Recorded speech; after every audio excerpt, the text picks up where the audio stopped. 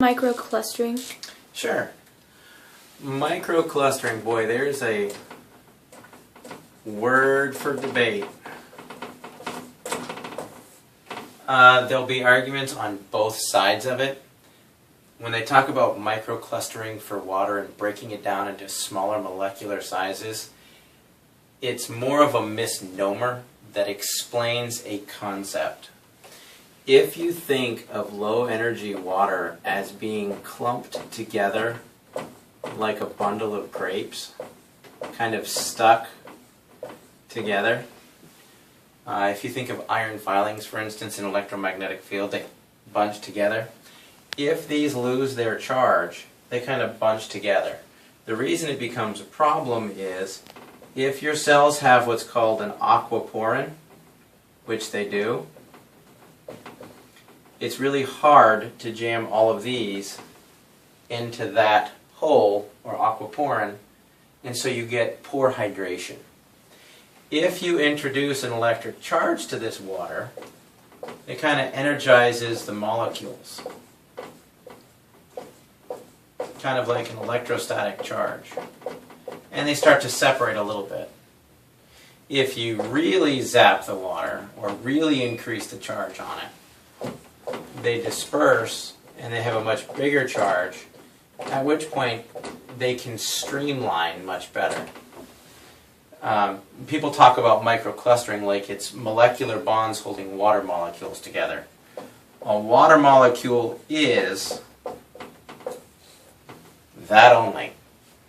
If you bond or create any other bonds of water molecules together, you get something altogether different. I mean, they show pictures like, 6 rings of molecules here, and they're all bound, and they've got hydrogens popping on.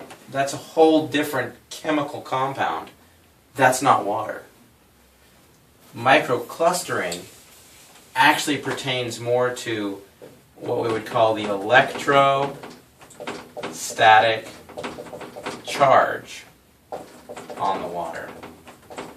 The simplest example that makes sense is if you've ever seen a kid on a trampoline or playing with something, and there they are, they're all happy, but their hair is just all standing up on end, and each piece is spread out, separated away from the others. It's still chemically hair. We haven't changed the molecular structure of the hair. We haven't altered the human body anyway. There's simply an electrostatic charge that makes all the hair stand up. So that would be a lot of charge. And then if you had the same kid that had just started to jump and you only had a couple pieces sticking up, that's a light charge. And so it's more of an electrostatic charge on the membranes of the water, on the molecules, and the amount of energy that it has, that it allows it to separate out. This is simply too much of a clump or a cluster. If you were to think of those as a cluster of grapes, from a hydration standpoint, if that's a cluster of grapes and you're going to put them in a bottle, it doesn't take a rocket scientist to say, well, I'm going to take one grape off and dump it in and take another one and another one. That's kind of what it does.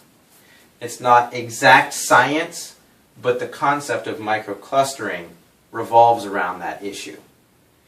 Each time the electron gets charged, there again, that's where your amperage becomes important, because 1 amp equals 6.24 times 10 to the 18 electrons. So the more amperage you have, the more energy or the more electrons you're dumping into the system. And when these things break apart, you actually get hydrogen and a hydroxyl. When you break 2 of them apart, you get 2 hydroxyls with a free electron. These become the dissolved hydrogen in water, and your body actually uses hydrogen gas as an energy source to fuel many of its cellular functions. If you look up cellular membrane, things like that, there's even pictures on Wikipedia, whatever, and it shows a cell membrane, and it's got the hydrogens here stuck in it, which, interestingly enough, the charged protons, by definition, won't cross through the aquaporin. They'll hang up in the cell membrane.